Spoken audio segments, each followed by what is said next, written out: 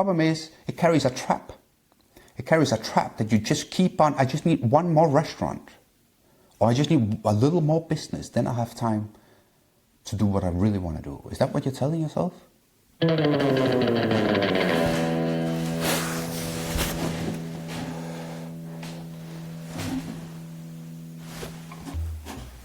I found for years during my professional cooking career to be torn between two different paths. When I started cooking, I was 17 years old. I had the energy that I don't have today. It was different. I did what I found was the only right thing to do at the time. I packed my luggage and I went to Paris because I wanted to learn to cook, where the restaurant scene started, in my 17-year-old opinion. So I took off with this idea that I was ready to work and work really hard for the entirety of my life. When you're 17, you don't know what it means to be 20, 30, 40, 50, 60 at all. But at the time, I just had a lot of energy and I was ready to go. And what was my role model at the time was the chef, which I called is the Jiro Dreams of Sushi style, which is the craftsman that in the end sacrifices everything around him that is not his craft. It's the daily grind. It's the just get up, be there before everybody else, work hard, and keep just a laser focus on the one thing that is your calling, which is cooking, which was cooking for me at that age as well. So I was just all about learning the craft, getting as good as I possibly could, because this is what I was going to do for the rest of my life. Little did I know that over time, my interests started to sort of diversify a little bit. I don't know what it is, and I'm still trying to sort out what it was from my childhood and my upbringing that made me so determined at such a young age to want to go out and be competent. I wanted to be good at something. I wanted to work hard to achieve it, or I was at least very much ready to work hard to achieve it. Then the first sort of fruits could be harvested from my work, in the sense that I, at an early age, mid-20s, was, after working at Bulli and being a sous chef at Noma, I had the opportunity to gain independence by owning my own restaurant, by opening my own restaurant. So I did so. That was Relæ, and opened in 2010. And I had somewhat put myself where I dreamt of being by following the path of the craftsman. I was independent. I had my own business, and I had created the circumstances that I dreamt for my whole life, which would be the ones that would put me at the center of everything, where I would be cooking all day, every day, and loving it. And I did. But then life evolved. Now, this is 10 years later. I consider my first 10 years as my apprenticeship. And then I was independent. I had my own thing. And I maybe gained enough competence to feel competent, or maybe the external acknowledging of my work made me feel competent enough to start maybe relaxing a little bit on this journey towards competence. As I was relaxing, I opened my vision towards other interests. This is when the restaurants, or the restaurant, became restaurants. More ideas came to my mind, and the feeling that I was good at what I was doing made me want to do more. So I expanded. I opened Manfreds, and soon we opened 2 more restaurants, Bæst and Mirabelle. We had a wine import, because that makes sense after opening Manfreds. And I sort of realized that I was diverting from this original idea I had of just being there all day, every day. At this time, I have no sensibility towards what time really is. I have this idea that my level of energy could essentially, fix any problem that I could encounter. I would just get up earlier and work harder or run faster to solve whatever issues would be coming my way. Prioritizing was not a word in my vocabulary. I did not understand it, as in what is the actual sense of the word, which is essentially saying there's some things you can't do, you idiot. While to me, prioritizing meant, what am I going to do before I do the other thing? I'm going to do it all. I'm just going to start with this and then do that also. No, it's about things you can't do. Things you want to do that you actively decide you're not going to do. That's prioritizing. So I had more restaurants and I was starting to move around and I enjoyed it. I loved it. The reality is that Relæ opened in 2010. I have pictures of me experimenting with making charcuterie and mozzarella mid-2012. 18 months after opening my first restaurant. I was doing things that had nothing to do with that restaurant.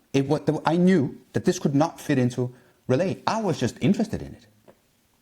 So I would just go and find information on how to make mozzarella, and I would just experiment and try. YouTube was not as well equipped as it is today. There was not a lot of information out there. There was just a little bit. And I was so obsessed by this thought that it just took a lot of my time. And was it the right thing to focus on? Well, not if I wanted to stay on the path that I had started on, which would be dedicating my time completely to Relæ. I was mentally already moving on. But at the time, I was not at all capable of either acknowledging it, accepting it, or honestly understanding it. I was doing other things that interested me while not wanting to give up on this idea that I was a craftsman, because my idea and the role model I had of the chef, of the creative, of the craftsman was a person fully dedicated to his work, to master his craft. I felt I was doing that, but I had to do something else. So I was running around, back and forth, slowly diluting my own sort of presence in different things, because in 2016 we opened a farm too. So now I have wine import, restaurants, wine bar, farm, and why don't we arrange a festival as well at the farm? It was madness. But it was all things that inspired me, so why would I say no? I felt called upon to do these things because it seemed right.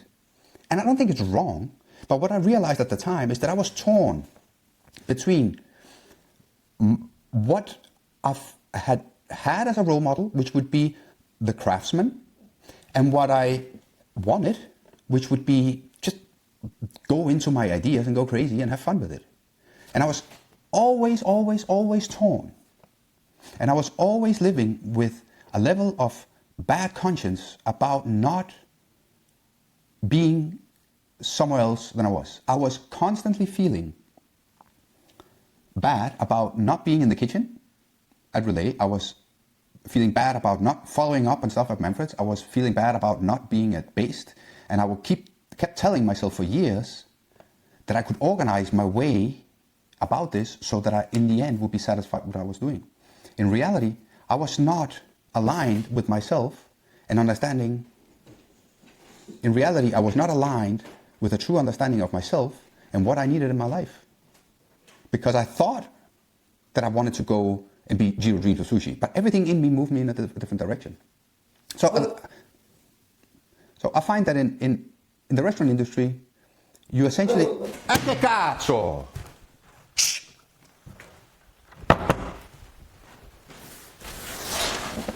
I find that in the restaurant industry, in the end, the role models that you see that seem to be successful are the ones that have sacrificed their entire life on the behalf of their craft.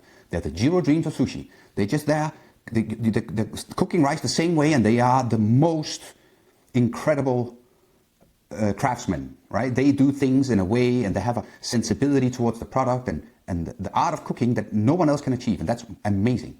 What I find is problematic is that is not rewarded to the extent that it should be in this industry. Or, I'm not talking about the industry really, I'm talking about society.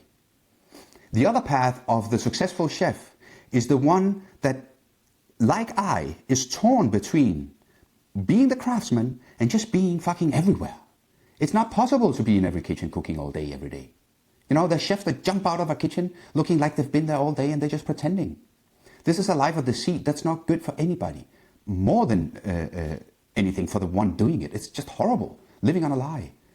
And I couldn't sort of understand how could I connect those things. I did not know how to do it.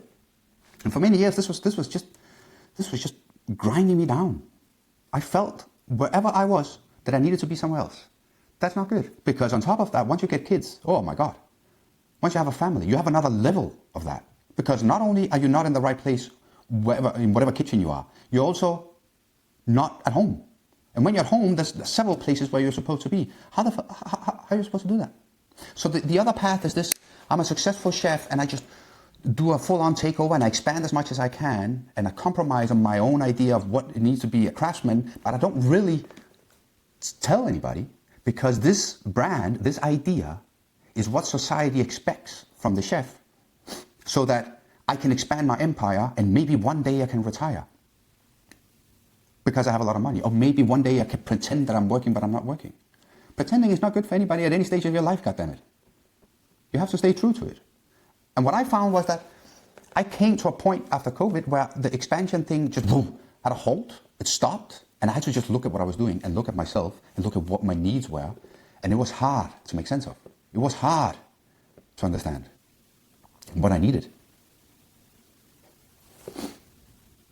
So the question is, what is your path? Like, is there a way where you manage to combine those two, sort of on one hand, the craft, on the other hand, sort of an idea that you can financially put yourself in a situation that can be good for you and your family, which I feel is an extremely respectable ambition.